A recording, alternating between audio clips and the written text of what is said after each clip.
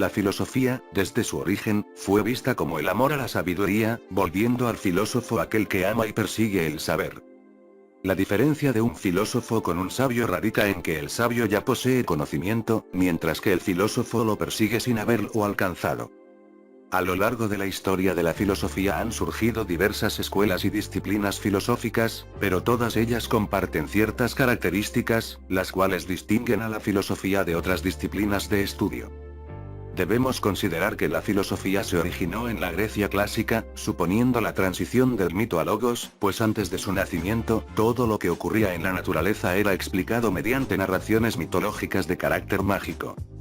Esto claro no significa que la filosofía y la religión sean enemigas, puesto que ambas en cierto modo se complementan, al grado de que existe una rama de la filosofía que es la filosofía de la religión, la cual se encarga de analizar cuestiones basadas en la estructura general de cada religión. Pero siguiendo con el tema, antes de que la filosofía naciera, la ciencia y la poesía eran indiscernibles, y todo estaba sometido al azar o a alguna voluntad divina, al grado de que algunos de los primeros filósofos aún conservaban cierto elemento mítico. Respecto a la palabra que dije anteriormente, logos, les menciono que significa palabra o razón, y la filosofía nació justamente cuando los pensadores griegos optaron por buscar una explicación racional sobre el mundo, esto último de una forma totalmente secular, o viendo a los dioses como seres con los mismos vicios y virtudes propios de los seres humanos. El espíritu griego, por su parte, su situación geográfica estratégica, permitió el intercambio comercial y cultural, y el buen clima pudo ser determinante para que la filosofía naciera exactamente ahí y no en otro lugar. Sin embargo, con el tiempo la filosofía se extendió por otras partes del mundo, y surgieron muchos más pensadores, al grado de que permitieron la evolución de la filosofía, la cual posee diversas eras, las cuales abordaremos juntos en este vídeo, así que, comencemos. Antigüedad clásica. Duró del siglo VII a.C. al siglo V después de Cristo, y tuvo por representantes a los presocráticos Sócrates, Platón, y Aristóteles, quienes se preguntaron por el arjé, el principio inicial y origen de todo lo demás, que a veces era un elemento y otras veces era la mezcla de los mismos.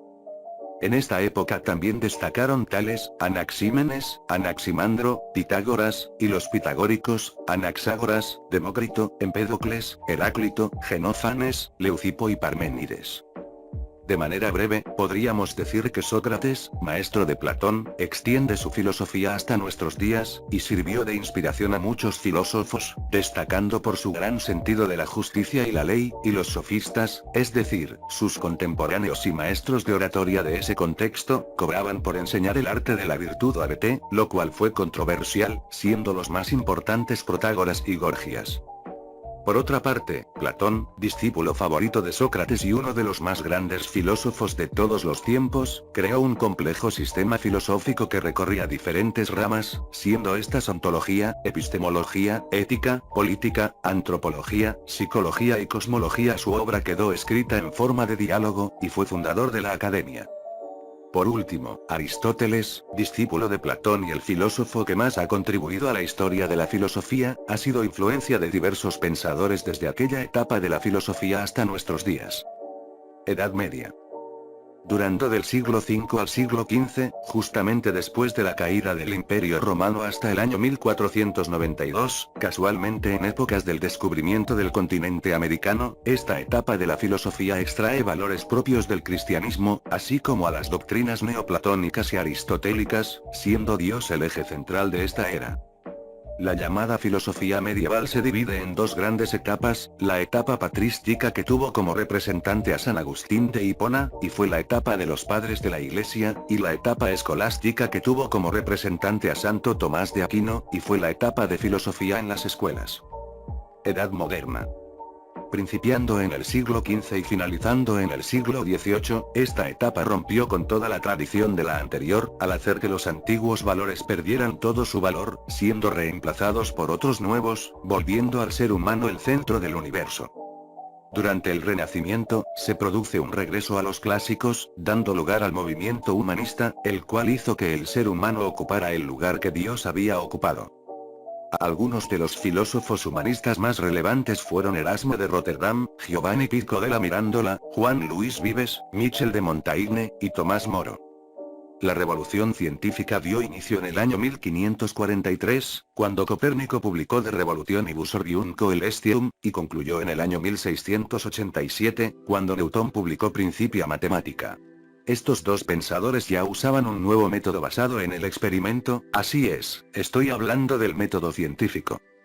Simultáneamente, se produce un cambio de mentalidad que cambiará la manera en cómo se ve al mundo. Prueba de ello es que por aquella época, la gente dejó de pensar que la Tierra era el centro de la Vía Láctea, puesto que le corresponde al Sol, viendo que era la Tierra la que rotaba alrededor del Sol y de su propio eje, y no era al revés.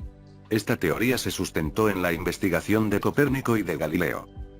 Por aquel entonces conviven tres corrientes filosóficas. La primera es el racionalismo, que tuvo como principales representantes a Descartes, padre de la filosofía moderna, Spinoza y Leibniz. La segunda es el empirismo, que tuvo por representantes a Locke y Hume. Y la tercera es el criticismo de Kant, que significó el fin de la Ilustración, defendiendo el valor preponderante de la razón como único rumbo al progreso de la humanidad y la sociedad, progreso que por entonces se comprendía como imparable. Pensadores ilustrados también fueron Maquiavelo, Hobbes, Locke y Rousseau. Edad contemporánea. Y finalmente está la edad contemporánea, la cual sigue vigente desde el siglo XIX hasta la actualidad. La revolución científica dio paso a la revolución industrial, volviendo a esta, la época de grandes factorías y grandes ciudades. Y si bien esto tuvo ventajas como que la sociedad adoptara la tecnología o que la mujer ingresara al campo laboral, también evocó desventajas como la normalización de la explotación infantil. Es en esta época en la que surgen dos clases sociales: el capitalista burgués y el obrero, el proletario y el proletariado. Esta diferencia de clases implicaba una diferencia económica, y el sometimiento de la clase obrera a la capitalista. Es aquí cuando entra Karl Marx, quien habló de esta alienación y explotación laboral, proponiendo la revolución comunista, para dar fin al capitalismo y la diferencia de clases. Esta no fue la única del siglo XIX, pues en esta época también nació el positivismo, representado por Comte, y el vitalismo, representado por Nietzsche, Ortega y Gasset. Es en esta época que Charles Darwin publica su teoría de la evolución, y Freud revoluciona la antropología y la psiquiatría con el psicoanálisis y sus teorías sobre el inconsciente. Ya en el siglo XX, son creadas diferentes escuelas filosóficas, entre las que destacan la hermenéutica de Gadamer, el existencialismo de Heidegger, Sartre y Beauvoir, la filosofía analítica de Wittgenstein, la escuela de Frankfurt, Horkheimer, Adorno y Marcuse o el posmodernismo de Derrida y Lyotard.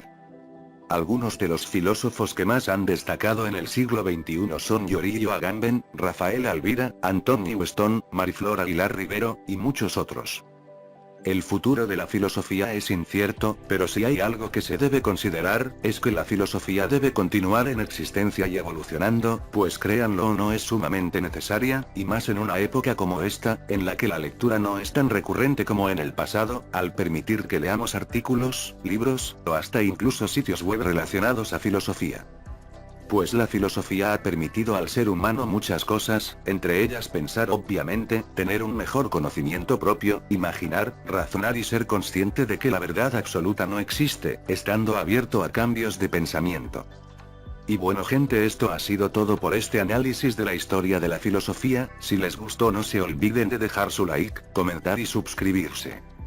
Respecto al especial por los 1000 subs, he de decir que ya lo estoy realizando, pero no pienso decir qué será, pues como es algo muy especial, prefiero dejarlo como una sorpresa. Sin más por el momento me despido, soy Eibar, hasta pronto.